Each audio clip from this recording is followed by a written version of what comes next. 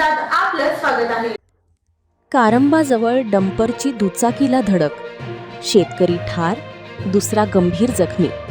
संतप्त जमावाने पेटविला dumper, police आणि अग्निशामकचा बंब आला आणि कारंबा तालुका उत्तर सोलापूर येथील वत्सलाबाई मुनाले प्रशालेजवळ सोमवारी तारीख 8 भरधाव डंपरने MH20 DE 4266 दुचाकीला धडक दिल्याने धोंडप्पा जोडमोटे वय 70 रहा कारंबा यांचा जागीच मृत्यू झाला, तर दुचाकीस्वार मल्लीनाथ हिप्परगी वय 60 हे गंभीर जखमी झाले।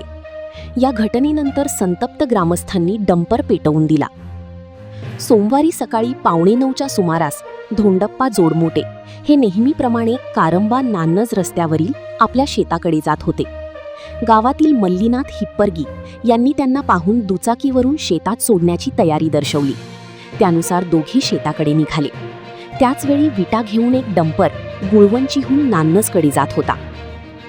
शेताजवळ आल्यानंतर मल्लीनाथ हिप्परगी यांनी दुचाकी वळवली। त्याचवेळी मागून येणाऱ्या भरधाव डंपरने दुचाकीला जोरदार धडक दिली। धडकेनंतर दुचाकी डंपरखाली अडकली आणि दोघेही काही अंतर फरफटत गेले। या भीषण अपघातात धोंडप्पा जोडमोटे यांचा जागीच मृत्यू झाला, तर मल्लीनाथ हिप्परगी गंभीर जखमी झाले। घटनेची माहिती मिळताच ग्रामस्थांनी घटनास्थळी धाव घेतली। संतप्त झालेल्या काही ग्रामस्थांनी अपघातग्रस्त डंपर पेटवून दिला। अपघातानंतर चालक पसार झाला होता। माहिती मिळताच सोलापूर तालुका पोलीस ठाण्याचे सहाय्यक पोलीस निरीक्षक सोमनाथ कदम हे पथकासह घटनास्थळी दाखल झाले। त्यांनी अग्निशामक दलाला पाचारण करून डंपरची आग आटोक्यात आणली। जखमी मल्लीनाथ हिप्परगी यांना मार्डी प्राथमिक आरोग्य केंद्राच्या रुग्णवाहिकेतून सोलापुरातील शासकीय रुग्णालयात उपचारासाठी दाखल करण्यात आली आहे। पोलीस डंपर चालक व मालकाचा शोध घेत आहेत। संबंधित डंपर गुळवंची येथील असल्याची माहिती मिळाली आहे।